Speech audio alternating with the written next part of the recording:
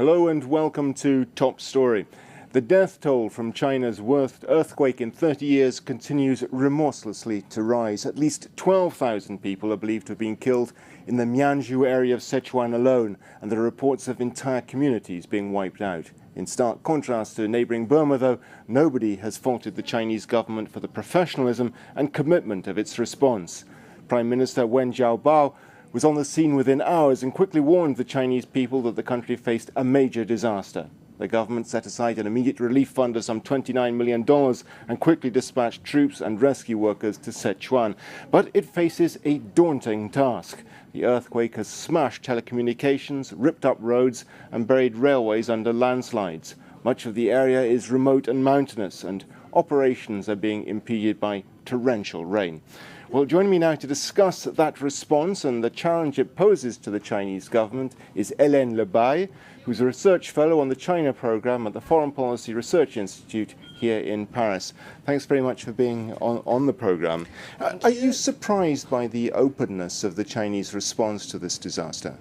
I'm not very surprised, since China has been communicating a lot these last months because of for sure, the Olympic issue.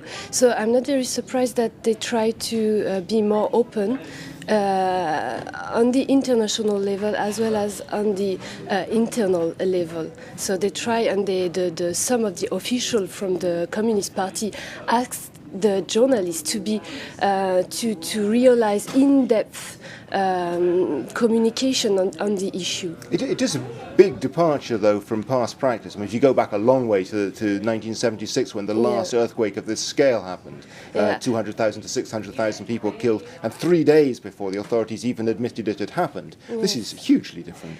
Yes, for sure, and I think the situation is also very, very different from 10 years ago. Even 10 years ago, during the 1990s, we can speak about the question of AIDS contamination.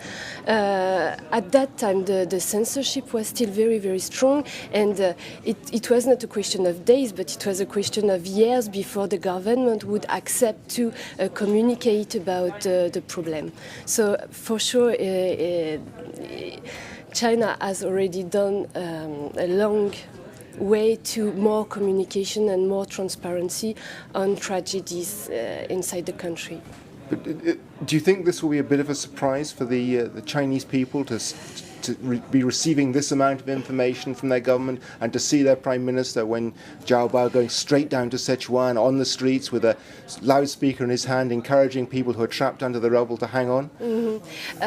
In fact, you should remember the snow tempests at the beginning of the year, I mean in January or February, and already at that time, Wen Jiabao was on the scene, and he went to the south part of China to meet with people. So in a way, Wen Jiabao is the one in the government to give the image of solidarity with the people, and to be these people who will emphasize the need for solidarity, the need for cohesion in the country, the need for union.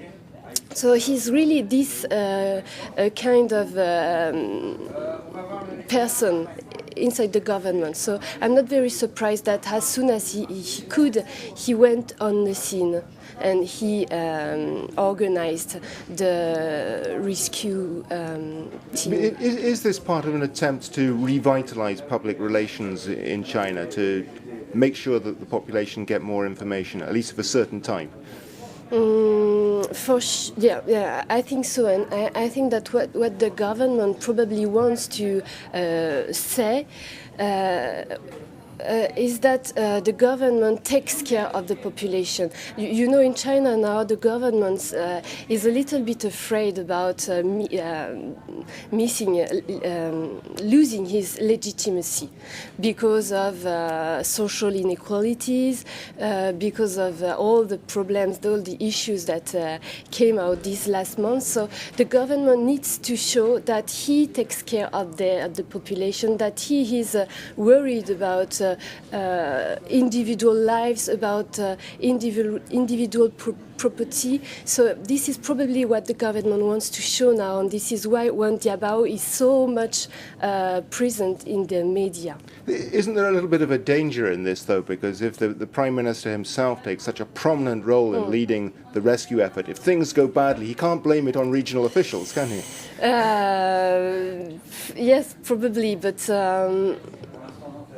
anyway, the most important thing is for the officials to show that they are close to the poor, close to the victims.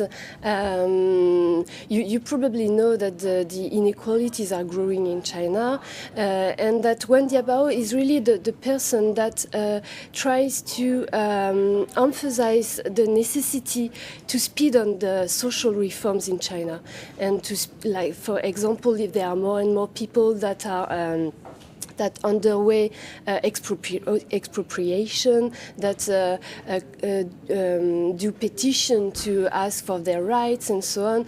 There are more and more people that are very poor compared to very rich people. So this is there's also this question of a social security system that has to be extended, and this is what Wen Jiabao put in the central, in the core of his policy now. This is a huge disaster and getting worse. 60,000 people still missing. There have been offers of international help. Do you think the Chinese authorities are ready to accept international help if necessary? I think so. They are probably ready to accept foreign help. But what is very, personally, I'm surprised that they do not accept some foreign rescue team, rescue worker, because especially Japan seems to be very ready to help China. They already gave $5 million, so it's the bigger donor now for these earthquake-hit areas.